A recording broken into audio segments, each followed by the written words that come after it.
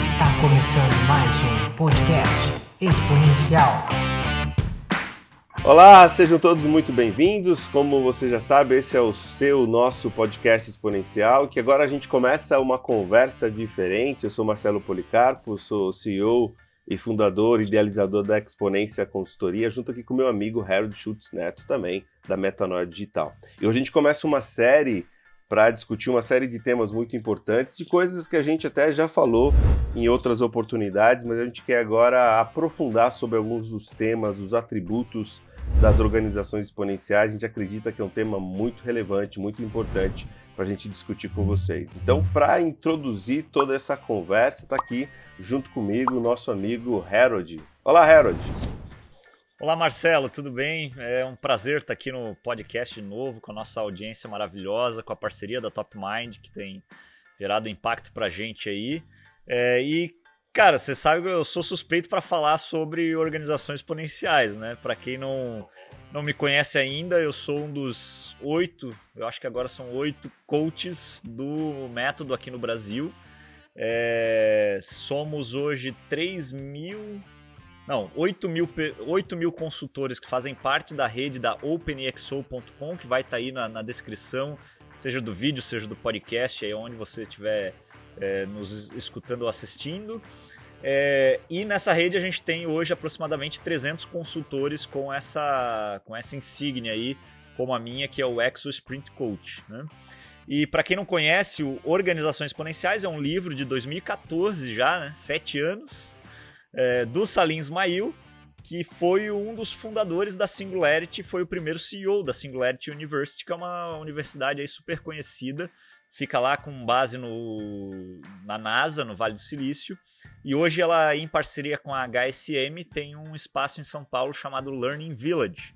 Não sei se o pessoal aí já ouviu falar, mas é um espaço que eu recomendo conhecer, e parece que é bem interessante. Por causa da pandemia não tive a oportunidade de conhecer ainda, mas tenho ouvido falar muito bem. Eu já estive lá, inclusive alguns clientes meus são patrocinadores e tem um espaço, é um lugar muito, muito bacana. De fato, vale a pena conhecer. Legal. Então, o Salim, cara, quando ele estava na Singularity, ele começou a estudar, né, o que faziam com que empresas como, na época, Uber, Airbnb, Google, tudo mais, cresciam tão rapidamente, tão mais rápido do que as demais, né? Porque se a gente parar para comparar, a Apple demorou quase 40 anos para alcançar $1 trilhão e foi aí a primeira empresa que alcançou esse valor de mercado, né? Mas o Facebook demorou 17 anos, tipo assim, quase 1/3 do tempo da Apple, né? E o que faz, né? O Facebook demorar 17 anos, a Apple demorar 40 e poucos, e ainda assim a Apple rápido, né? Porque não... Só existe hoje empresa de tecnologia que vale mais do que $1 trilhão e a empresa do governo saudita lá, Saudi Aramco, né? Que é simplesmente o maior produtor de petróleo do planeta, né? Então meio que não dá para comparar. No mais, não tem nenhuma empresa que não é considerada digital que seja uma empresa com valor de mercado maior do que $1 trilhão. Então é bom a gente já trazer esse contexto, né? E quando ele construiu esse estudo, ele percebeu que existiam 11 princípios em comuns dessas empresas, que ele chamou ali dos atributos exponenciais, tá? O primeiro deles é o MTP, que é o propósito massivo transformador. E a gente já falou tanto aqui de propósito organizacional, de você ter um propósito e tal, que a gente resolveu pular ele. Mas ele também é o único inegociável, então não pule ele. A gente está pulando aqui no podcast porque já tem outros episódios feitos sobre ele, tá? E aí você tem mais 10 atributos que geram realmente impacto para as empresas, que você pode explorá-los, entendê-los e aplicá-los para o seu negócio, que vão fazer a diferença para você crescer exponencialmente. E hoje a gente vai estar dedicando esse episódio ao atributo de comunidade e multidão. E o que é isso, cara? Primeiro a gente entender multidão, né? Porque multidão em inglês é da palavra crowd, né? E o que a gente percebe em várias dessas plataformas é esse modelo crowd. Não sei se vocês já ouviram falar, o crowdfunding, aquela vaquinha virtual, todo mundo investe naquele projeto. O Kickstarter, que é uma das pioneiras nesse modelo de crowdfunding, é a plataforma que mais fez investimento em projetos de startup no mundo. com mais de 8 bilhões investidos desde que ela nasceu, né? Então, é uma das plataformas que mais lançou projeto no planeta. Então, você tem aquele modelo de investidor, capital de risco, modelo, né, antigo, centralizado, nada democrático, que só meia dúzia de pessoas entra, versus você tem aí o Kickstarter, o mundo inteiro pode entrar lá e financiar grandes projetos de grandes produtos e soluções que impactam a nossa vida. Então, o primeiro lance é esse do crowd. E aí a gente vê, Marcelo, que, por exemplo, o YouTube é uma plataforma crowd, é uma plataforma da multidão. Qualquer um entra lá e publica qualquer conteúdo. Facebook é uma plataforma crowd, qualquer um vai lá e publica o que quiser, né? O Waze é uma plataforma crowd. Qualquer um que baixa o Waze passa a gerar dados para o Waze, né? Então, esse é o primeiro ponto, o lado crowd. O lado comunidade, né, porque é community and crowd, comunidade é o que eu faço com as pessoas que se relacionam comigo e como que eu gero valor para elas, para que elas se entendam como parte de uma comunidade, né? E aí, cara, eu acho que o melhor exemplo que eu conseguiria trazer aqui é um aplicativo chamado Figma, que é um aplicativo de design para você fazer protótipo, layout de tela e assim por diante, né? O Figma, ele nasceu originalmente assim, em 2012 na cabeça do cara, foi lançada a versão beta em 2016, a versão paga em 2017, e de 2017 para cá, eles já têm quase 70% do mercado, que era um mercado dominado pela Adobe, que é uma das maiores empresas do mundo, e por uma outra empresa chamada InVision, que todo mundo, quando eu entrei na área de UX design, todo mundo usava InVision, né? E todo mundo falava do InVision. Aí a InVision entrou num lance assim, vamos fomentar a nossa comunidade. Como? Vamos criar documentário, vamos criar relatórios sobre design, vamos entrevistar grandes designers, aí blog, podcast, não sei o que e tal. E de repente apareceu o Figma e dominou o mercado, assim, e do nada a InVision perdeu um mercado gigante. Pô, mas peraí, o InVision não fazia um bom trabalho com a comunidade? Então, o approach da Figma foi muito diferente, Marcelo. O que eles fizeram? Primeiro, o trabalho colaborativo. Nem Adobe, nem InVision, nem nenhuma outra plataforma ela era colaborativo. Tipo assim, você estava fazendo um projeto no seu computador, ele só estava no seu computador. Aí você tinha que mandar um arquivo para o seu colega. E o Figma não, permitia que todo mundo trabalhasse ao mesmo tempo online, na nuvem, numa plataforma web e assim por diante. E a segunda coisa foi que o Figma permitiu que a comunidade construísse soluções para o Figma. E aí é que vem a grande sacada, cara. A galera começou a criar plugin, começou a criar, tipo assim, olha, designer trabalha muito com fontes diferentes. Então o cara vai lá, cria um plugin que tem 10 mil fontes para você escolher. Pronto, ele vai lá, coloca no Figma e pronto. Era uma plataforma aberta, onde a comunidade podia gerar valor para essa plataforma, né? E aí começou a proliferar uma porrada de plugin e ele acabou dominando o mercado porque se tornou a plataforma mais fácil de ser usada.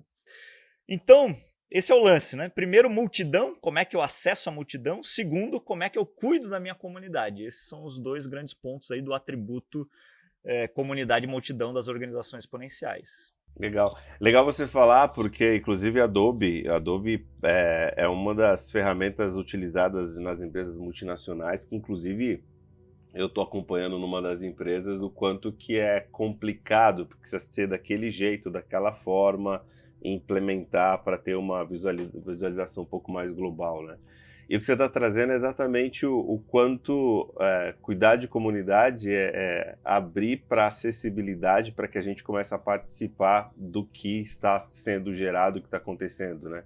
Grande parte, pensar, saímos da multidão e entramos para a comunidade quando eu tenho ali a minha digital impressa na construção daquilo que está sendo gerado, né?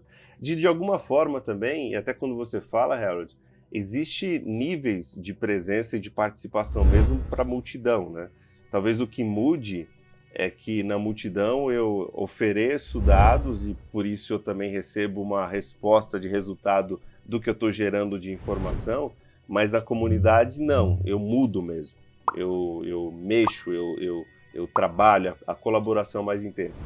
E eu queria que você ajudasse talvez os nossos ouvintes aqui a entender o que distingue mesmo, é a quantidade ou é a natureza da intervenção entre comunidade e multidão nesse atributo da organização exponenciais? Para mim você matou a charada mesmo, é a intervenção, né? Porque assim, se você tá com o seu GPS ligado hoje, né? Mesmo que você não esteja usando nenhum aplicativo voltado para o seu GPS, e se você tem um dispositivo Android, você já está dando dados para o Waze. Automaticamente. O Waze é uma empresa hoje do Google, né? Então automaticamente você já está mandando dados para lá. Se você está na estrada, o Waze usa aquilo para dizer se o tráfego tá bom ou ruim, mesmo que o Waze não esteja aberto. Tá? Então, é o risco da privacidade aí, né? Inclusive, deixa eu só fazer um parênteses, né? Às vezes, quando o Waze fala assim, existe um carro parado no acostamento, as pessoas acham que alguém notificou, então tem um drone da Waze vendo. Não, porque aquele carro está gerando informação, o Waze entendeu que ele está parado, né? Exatamente, perfeito, Marcelo. É bem isso. Esse é o trabalho da multidão, entendeu? O carro parou ali, ninguém nem interviu e o Waze já sabe que está parado, né? Você vai para a comunidade quando você começa a acompanhar o seu trajeto dentro do Waze e você começa a ver as outras pessoas que estão lá também navegando, porque daí tem aquele negocinho, né? Os carrinhos andando e tal, não sei o quê.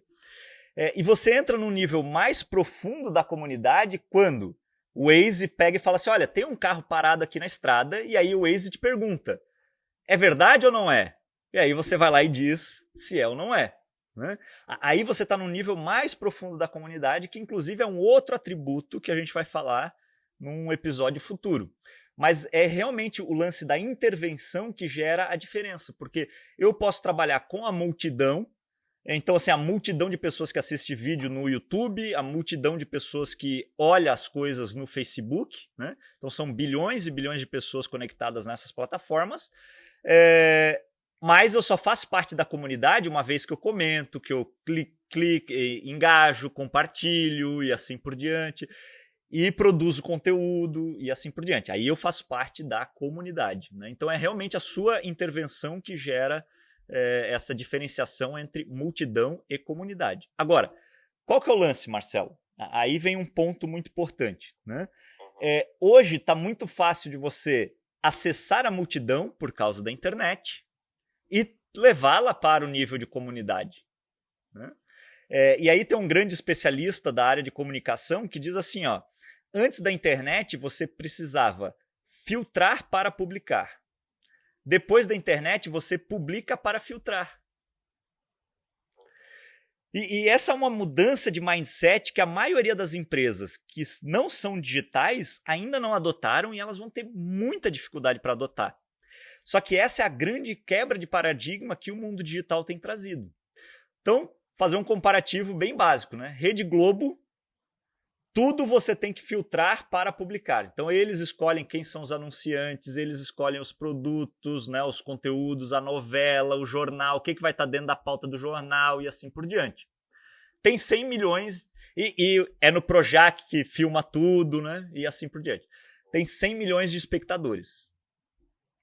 Netflix também escolhe todo o conteúdo que está lá. Mas a multidão avalia se o conteúdo é bom ou não. Já é um nível um pouco mais alto, tem 250 milhões de assinantes, já está melhor do que a Globo. E aí as produções, normalmente são produções próprias que o Netflix investiu. Então o Netflix não tem o próprio Projac, lá o próprio estúdio, não tem a própria equipe de desenvolvimento de conteúdo e assim por diante. Ele deixa os outros produzirem, ele investe, ele coloca na plataforma e aí a multidão avalia a qualidade daquele conteúdo. Agora, o publicar para filtrar é o YouTube, que não tem absolutamente nada, qualquer um publica o que quiser, mas tem 2,5 bilhões de pessoas assistindo, né, de usuários. Então, olha a diferença da escala, né? E isso, pessoal, é uma mudança de mindset realmente muito grande para a empresa, né? Você sair do filtrar para publicar e ir para o publicar para filtrar, né? Acho que esse é o salto quântico que as empresas precisam fazer, né?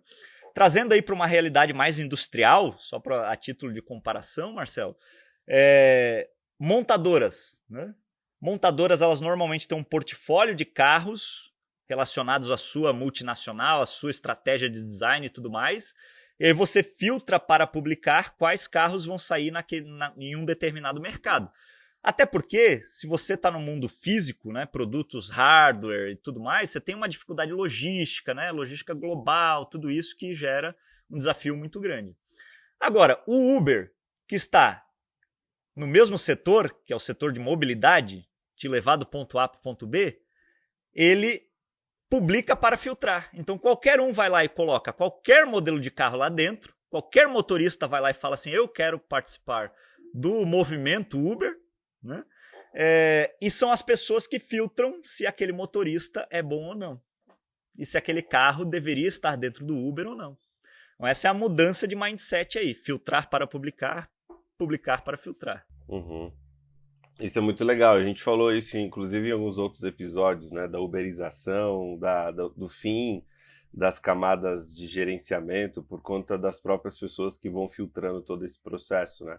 Muito legal. E aí eu estou pensando aqui, trazendo até para o nível da gestão, das organizações, o quanto isso tudo começa de fato a fazer sentido, até do ponto de vista das organizações mais modernas e entendendo por que as organizações exponenciais têm essa forma de construção e legal essa diferença na interação, né?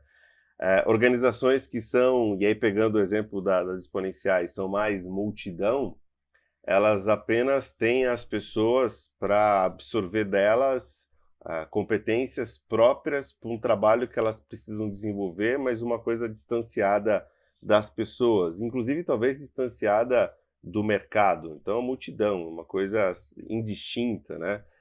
Pouco segmentada, pouco nichada, pouco atenta à realidade própria do seu cliente e dos outros stakeholders. Quando você fala de comunidade, a gente está falando em coisas muito mais onde fazer parte onde trabalhar naquela organização significa fazer parte. Aqui eu trabalho, aqui eu faço parte dessa essência e eu começo a intervir. Isso é muito legal a gente começar a perceber, inclusive, como é que isso vai fazendo parte, inclusive, pasmem, de organizações multinacionais, né? Eu vejo muitas organizações multinacionais com uma liberdade muito forte para as gestões locais, a ponto de alterar uma série de processos, controles, realidades, que é exatamente pensar que comunidade é essa, que pessoas eu tenho aqui, de que forma essas pessoas e aquelas que estão também interagindo, pensando clientes e stakeholders, podem impactar nesse funcionamento. E é muito interessante como é que isso traz esse processo. E aqui que eu queria trazer para a gente conversar, por que isso aqui não exponencia, né? Por que a gestão multidão, ela trava, ela até vai longe, né? Mas ela ainda no modelo linear. Por que comunidade, queria explorar junto com você assim para a gente entender um pouco essa realidade. Por que comunidade gera tanto exponencialização? Por que você falou e deu exemplos incríveis, né? Do Netflix e de tantas outras que puderam alcançar números incríveis. Vamos conversar sobre isso? Vamos. O primeiro ponto, Marcelo, que eu acho que é relevante a gente pensar é o uso do digital, né? Porque não há exponencialização, isso é um princípio lá na organização exponencial, se você não tem digital envolvido. Então, né, quantos movimentos de comunidade eles acontecem? Minha comunidade aqui no meu bairro e tal, né? Então essa conexão do digital que eu acho super relevante. Eu estou trabalhando com um projeto agora de consultoria com uma empresa que trabalha na área de cartas colecionáveis, né? Aquelas figurinhas de atleta, de esporte e tal. Aí tem do Pokémon, tem de videogame e tal, né? E o que acontece, cara? Esse é um mercado que hoje movimenta 100 bilhões de dólares por ano no planeta. Surreal, né? Eu não consigo nem imaginar, né? Eu nem pensava nisso antes de eu entrar nesse projeto, né? E o que é interessante? Por que esse mercado movimenta isso tudo hoje? Sempre existiu gente apaixonada por isso no mundo inteiro, principalmente lá nos Estados Unidos, tem aquelas figurinhas de beisebol que a gente vê nos filmes e tal, né? Sempre existiu. Mas antes da internet, cada um fazia parte da sua comunidade. E aí, de vez em quando, tinha um evento em São Paulo dos entusiastas, né? E aí, lá nos anos 80, 90, era assim que a galera meio que se reunia, se encontrava. Aí um mandava carta pro outro, mandava figurinha pro outro, trocava telefone, aí ligava, consegui tal figurinha e tal. Então, assim, a sua rede de relacionamento dentro dessa comunidade, ela era limitada muitas vezes ao seu bairro, à sua cidade, ou à possibilidade de você ir para um grande evento como esse, né? Cara, quando você liga a internet no mundo, você conectou todo mundo que tem interesse nessa parada, entendeu? E aí a gente tá falando de, aqui em Curitiba, sei lá, 500 pessoas, em São Paulo 1.000 pessoas, em BH 1.000 pessoas, em Nova York 3.000 pessoas, em Paris 2.000 pessoas. Só que conectadas elas se tornam uma comunidade só de 100.000 pessoas, entendeu? E aí movimentam 100 bilhões de dólares por ano. Então eu acho que o primeiro lance de você conseguir dar esse salto quântico é o digital, né? O segundo lance é essa conexão profunda que a comunidade tem com o propósito, entendeu? Então, cara, quem coleciona figurinha, o cara é fissurado nessa parada de figurinha, entendeu? É o cara que coleciona itens do Star Wars. É o cara que é apaixonado por viver experiências incríveis. Aí o cara é host do Airbnb, só viaja no Airbnb e assim por diante, entendeu? É o cara que ama viver a vida conectada no seu celular, então ele usa tudo que o Google produz, porque tudo aquilo que o Google produz ajuda ele a ter uma vida melhor. Então há um profundo relacionamento para o sucesso de uma empresa com a comunidade, é a comunidade estar vinculada ao propósito transformador massivo da empresa. Por isso que nos projetos que eu atuo com organizações exponenciais, eu sempre recomendo que a empresa comece pela comunidade. Porque você sai do seu propósito e ele tem que impactar alguém, né? Esse alguém vai se tornar a sua comunidade, né? Então essa eu acho que é a parada que faz a verdadeira diferença. Assim, é você ter um propósito que leve as pessoas a se movimentarem em prol de alguma causa, alguma coisa assim, entendeu? E aí alguém talvez esteja nos escutando e pensando, tá, mas para questões escaláveis, ótimo, digital e dessa forma funciona. Mas vamos pensar assim, né? Às vezes existem produtos e soluções que a princípio não são tão escaláveis a nível global, mas aí o ponto que você traz faz isso ter muito sentido para qualquer organização, que é o fato de, pode não ser escalável dessa forma, mas de alguma forma esse propósito precisa se multiplicar. E aí o que eu vejo, e isso é muito interessante em organizações que começam a buscar essa exponencialidade, é entender o digital impactando esse cliente, mesmo que esse cliente esteja a 2, 3 passos do seu cliente primeiro. Porque a intenção maior é agora, eu sou uma empresa que faz esse dispositivo, mas alguém compra para você usar. Mas do lado aqui na ponta, essa outra empresa começa a fazer um movimento muito interessante exatamente para isso, né? Através do digital, se fazer conhecida, fazer com que o propósito seja forte e dizer, olha, o causador desse benefício, para além desses intermediários, sou eu.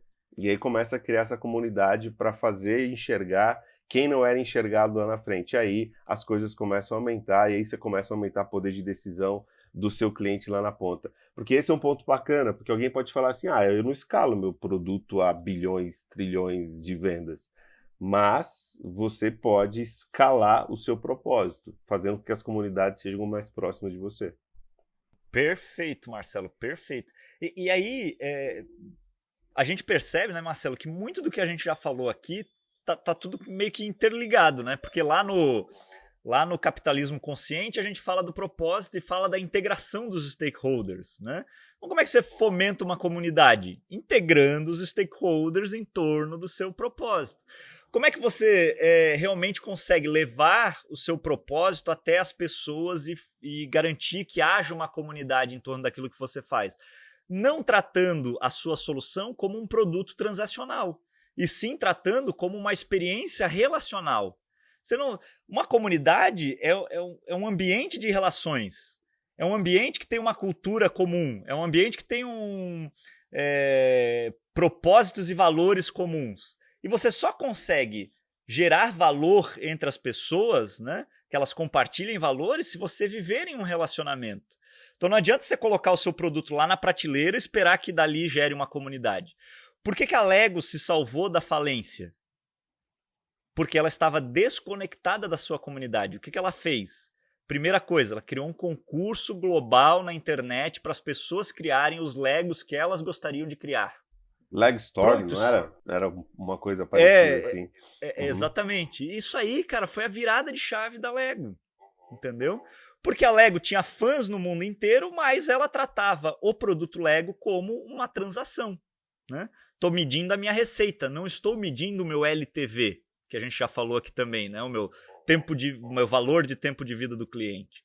Então, na hora que ela vira essa chave, assim, opa, peraí, vamos deixar as pessoas co-criarem as peças que eles gostariam de ter, co-criarem os produtos que eles gostariam de ver, você passa a fomentar uma comunidade. Aí as pessoas que compartilham do valor do sistema de crenças daquela empresa passam a aparecer, passam a dar mais valor. Né?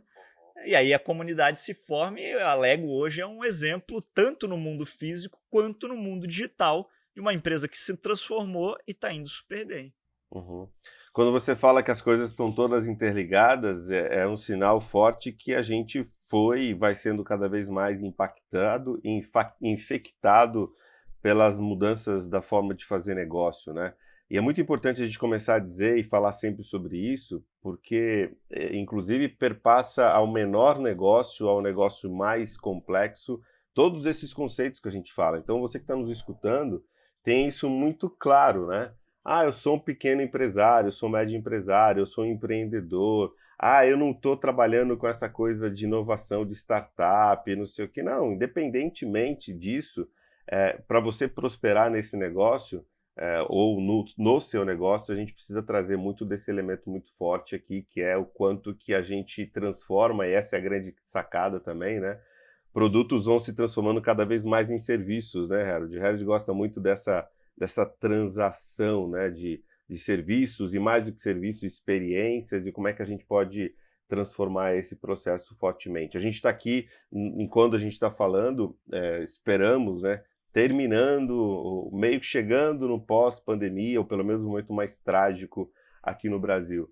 Quantas empresas aprenderam muito a fazer diferente a sua interação com seus clientes e prosperaram? Quantas empresas deixaram e acharam que simplesmente elas vendiam um produto X ou Y, e por isso, e não só por isso, né, mas também por isso elas tiveram problemas muito sérios. Acho que a grande questão aqui é esse papel da interação. E aí, volto um ponto para fechar pelo menos essa minha contribuição, o quanto, inclusive outro tema que me vem aqui enquanto a gente está conversando, aquela coisa de empresa de dono vai cada vez mais tendo problemas. E isso talvez impacte você que está nos escutando. Aquela empresa hermeticamente fechada, onde tudo acontece dentro daquele lugar, né? Daquela região circunscrita no espaço. E você não é poroso para novas experiências, para novas empresas, para novos parceiros. Isso é para mim, né? Para minha consultoria, o Harold também, a gente vê o quanto a gente não consegue ser um indivíduo separado do ambiente das comunidades, né? Então isso está muito envolvido a qualquer negócio, isso é muito legal, o quanto que a gente precisa, não para exponencializar a esse nível, mas para minimamente garantir uma taxa legal de crescimento e de satisfação dos nossos clientes, né? Acho que essa é uma lição que a gente pode trazer para qualquer negócio, né, Harold? Exatamente, Marcelo. E você trouxe um negócio bem legal, porque a gente pode fazer uma escala assim, dos dois extremos, né? Primeiro você tem a comunidade, por exemplo, das criptomoedas, né? Se a gente for pensar, o Bitcoin é a organização mais exponencial de todas. Só que a gente nem sabe quem que criou essa parada, né? Porque o Satoshi ninguém nunca achou. E é o quê? É um projeto totalmente desenvolvido pela comunidade, entendeu? Então, super aberto. E todos os modelos de criptomoeda ou de projetos ligados à blockchain que têm funcionado não são liderados por nenhuma grande empresa. Os projetos que funcionam são um grupo de pessoas que se juntou, teve uma ideia, abriu para a comunidade. Abriu para a comunidade comprar, abriu para a comunidade se relacionar em canais digitais, abriu para a comunidade desenvolver. porque o Ethereum é desenvolvido assim, Bitcoin é desenvolvido assim, e assim por diante, né? Esse é um extremo. E aí, quem tiver mais interesse, no futuro a gente pode falar aqui sobre DAO, né? Tem até um convidado para trazer para falar sobre isso. DAO é a organização autônoma descentralizada, né? Agora, no outro extremo, a gente tem a Apple, que é uma empresa super hierárquica, super secreta internamente, onde ninguém sabe exatamente o que está acontecendo, mas que tem um profundo respeito e um profundo cuidado com a sua comunidade. A comunidade do geek, a comunidade do desenvolvedor e, no passado, a comunidade do músico. Então, o que a Apple fez lá na época do iPod, né? Não só se conectou com a indústria fonográfica, mas se conectou com os artistas. E ela deu acesso aos artistas, até artistas pequenos, a colocarem o que quisessem dentro da loja do iTunes. Então ela abriu a comunidade da produção de música. E a mesma coisa ela fez com a App Store. Ela abriu a comunidade dos desenvolvedores para que eles pudessem desenvolver para o iPhone, né?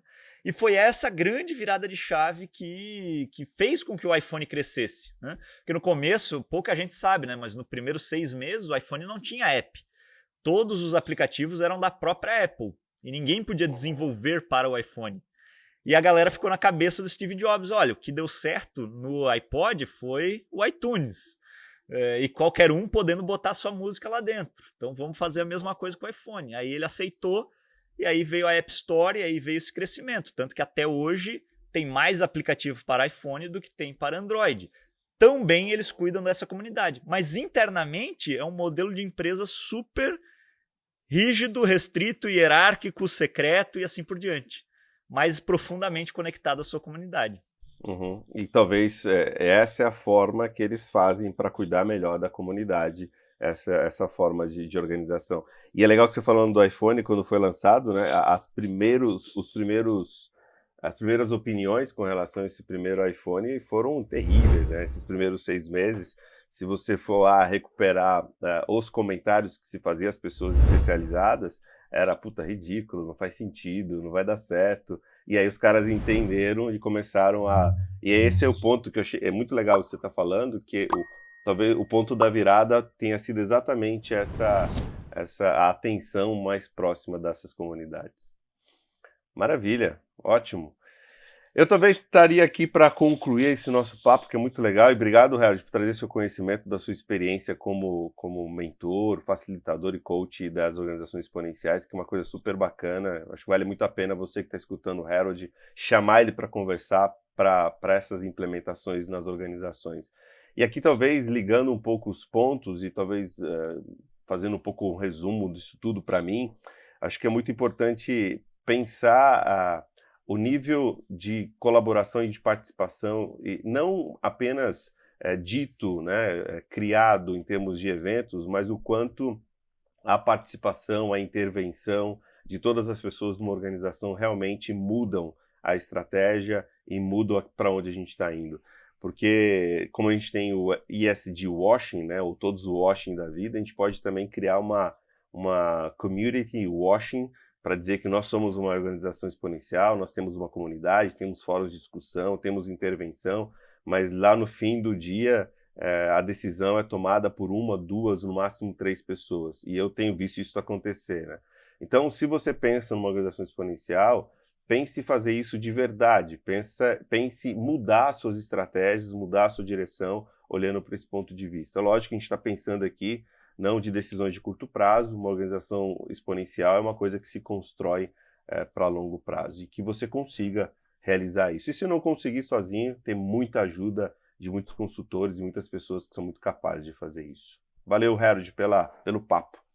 Perfeito, Marcelo. Você fechou com chave de ouro. Pessoal, façam parte da nossa comunidade, curtindo, comentando aqui no podcast, porque é através dos seus comentários que a gente aprende quais são os conteúdos que vocês têm mais interesse e a gente consegue melhorar o desenvolvimento desse programa, né? E muito obrigado pela audiência. Até o próximo episódio. Valeu, galera. Até mais.